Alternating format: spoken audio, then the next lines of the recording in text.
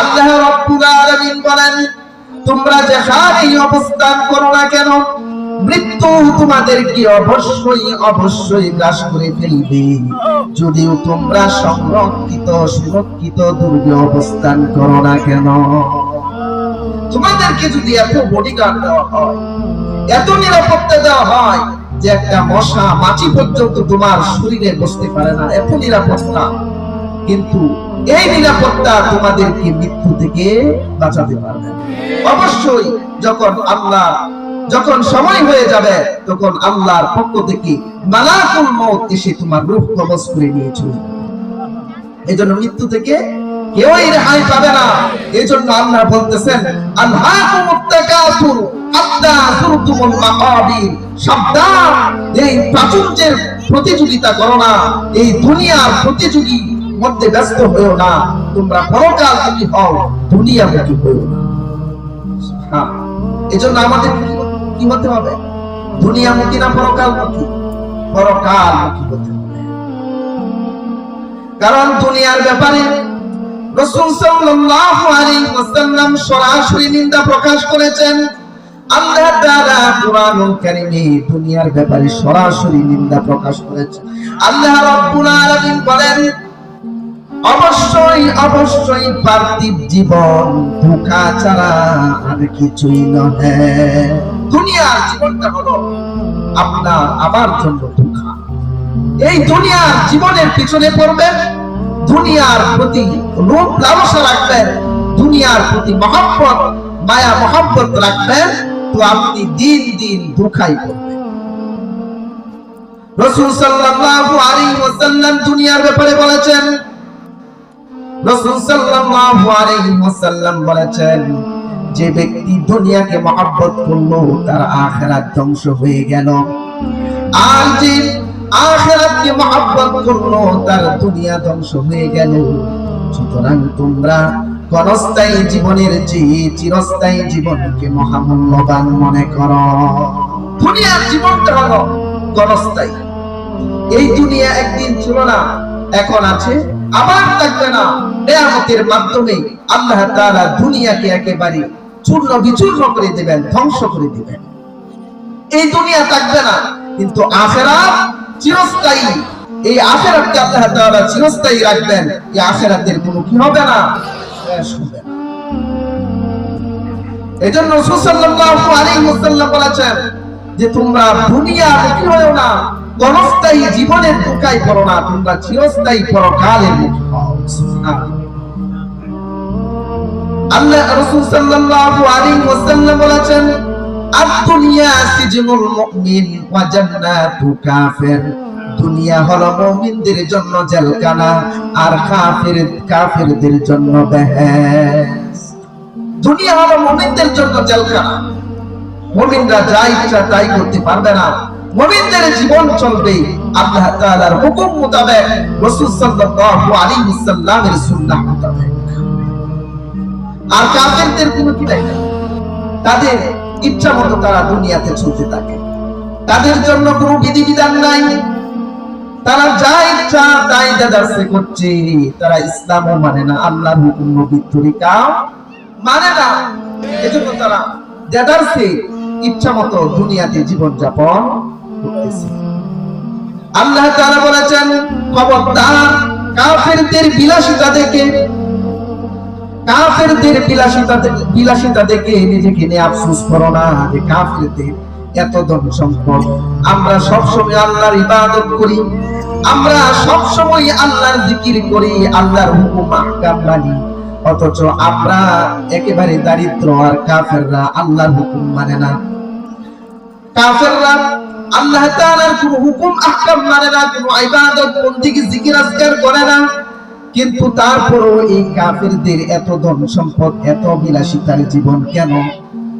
এর কারণ হলো আল্লাহর রাসূল সাল্লাল্লাহু আলাইহি ওয়াসাল্লাম বলেছেন, আল্লাহ তাআলা দুনিয়াকে কাফেরদের জন্য বেহেশত বানায়া দিয়েছেন। আল্লাহ বলতেছেন, এই কাফেররা দুনিয়াতে যা ইচ্ছা খাও, যা ইচ্ছা করো, করতে পারো, কিন্তু আমার হুকুম মানো নাই, আখিরাতে তোমাদের কোনো অংশ থাকবে না। তোমরা আখিরাতের নিয়ামত হতে তোমরা চিরতরে বঞ্চিত হবে এবং আখিরাতে তোমাদের জন্য রয়েছে চিরস্থায়ী আযাব। এজন্য কাফেরদের বিলাসিতা দেখে আমরা মুমিনরা যেন আফসোস না করি, কারণ দুনিয়ার মূল্য, দুনিয়ার মাছির দানা পরিমাণ মূল্য আল্লাহ তাআলার কাছে নাই। এক নাম্বার দুনিয়ার সাথে সম্পর্ক রাখতে হবে আল্লাহর জিকিরের সাথে। কামাই ধন সম্পদ ইসলাম বাধা দেয় না। এক নাম্বারে কামাই রুজি করতে হবে, ধন সম্পদ কামাই রুজি করতে হবে, দুনিয়ার সাথে সম্পর্ক রাখতে হবে হালাল ভাবে। দুই নাম্বার আল্লাহর জিকিরের সাথে। আল্লাহর জিকির থেকে গাফিল হওয়া যাবে না, কারণ আল্লাহ রাব্বুল আলামিন অন্য আয়াতে বলতেছেন, ইয়া আইয়ুহাল্লাযীনা আমানু লা তুলহিকুম আমওয়ালুকুম ওয়ালা আওলাদুকুম আন যিকরিল্লাহ ওয়া মান ইয়াফআল যালিকা ফাউলাইকা হুমুল খাসিরুন। ইলা আখিরিল আয়াত। আল্লাহ রাব্বুল আলামিন বলেন, হে ঈমানদারগণ, হে মুমিনরা, লা তুলহিকুম আমওয়ালুকুম ওয়ালা আওলাদুকুম আন যিকরিল্লাহ, তোমাদেরকে যেন তোমাদের ধন সম্পদ সন্তান সন্ততি আল্লাহর স্মরণ হতে গাফেল না করে। ধন সম্পদ এবং সন্তান সন্ততিদের কারণে তোমরা আল্লাহর স্মরণ থেকে গাফেল হবে।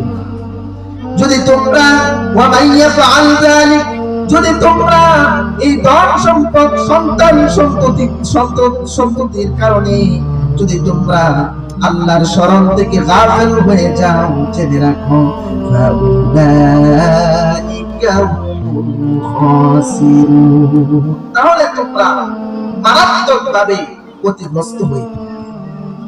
দুনিয়াতেও ক্ষতিগ্রস্ত হবে, হাসরের ময়দানেও ক্ষতিগ্রস্ত হয়ে যাবে।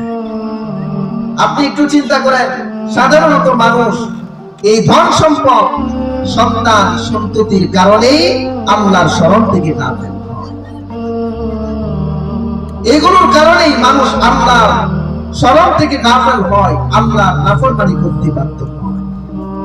আপনি যে আপনার এই ধন সম্পদ কামাইয়ের জন্য স্ত্রী সন্তানদেরকে, পরিবারদেরকে বিলাসিতার জীবন উপহার দেওয়ার জন্য এই যে মাথার ঘাম পায়ে ফেলতেছেন, এত কষ্ট করতেছেন, কামাই রুজি করতেছেন, আপনি একটু চিন্তা করেন হাসরের ময়দানে এই আপনার এই পরিবারের পিছনে এত যে মেহনত করতেছেন, এই পরিবার পরিজন আপনার কোনো কাজে আসবে কি? একটু চিন্তা করেন।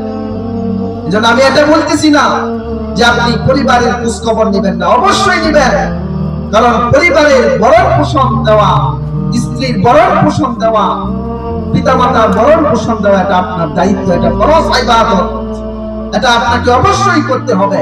কিন্তু একটা চিন্তা করেন যে আপনি যে আখিরাত নষ্ট করে আল্লাহর স্মরণ থেকে গাফিল হয়ে নামাজ বাদ দিয়ে, আল্লাহর হুকুম আহকাম বাদ দিয়ে যে আপনি পরিবার পরিজনদের জন্য এত কিছু করতেছেন, এত কিছু করতেছেন, সেই স্ত্রী সন্তান সেই পরিবার হাসরের ময়দানে আপনার কোনো কাজে আসিবে?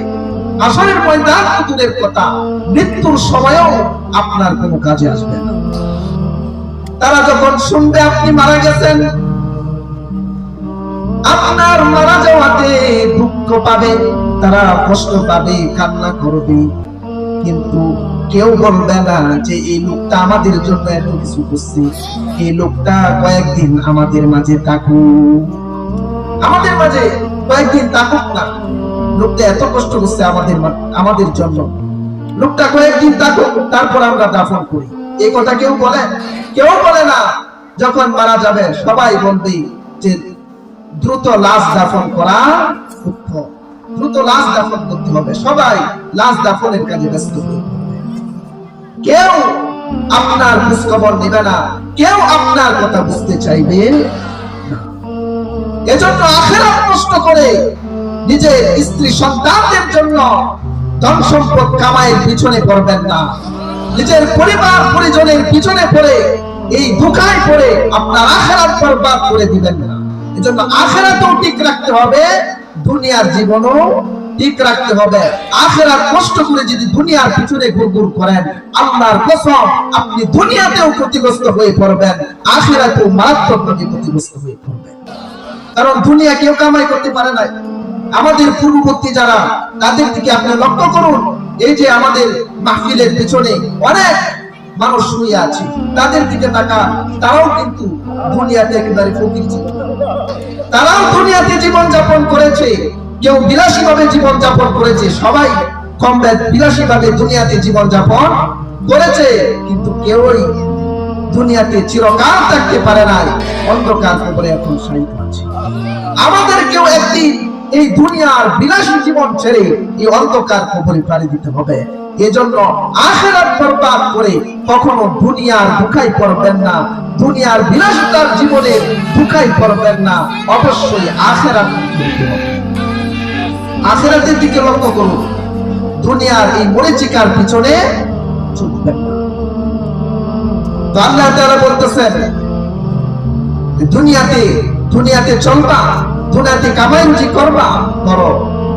ইসলাম আপনাকে বাধা দেয় না, ইসলাম বলে করো, হালাল ভাবে করো, আল্লাহর জিকিরের সাথে। যদি আল্লাহর জিকির বাদ দিয়ে দুনিয়াতে সুখী হতে চাও, সুখী হতে পারবা না। কারণ আল্লাহ বলেন, ওয়ামান আ'রাদু আন যিকরি ফাইন্না লাহু মা'ঈশাতান দানকা ওয়া নাহশুরুহু ইয়াওমাল কিয়ামাতি আ'মা। আল্লাহ রাব্বুল আলামিন বলেন, যে ব্যক্তি আমার জিকির, আমি আল্লাহর স্মরণ হতে, আমি আল্লাহর নসিহত থেকে মুখ ফিরিয়ে নিবে, তার দুনিয়ার জীবন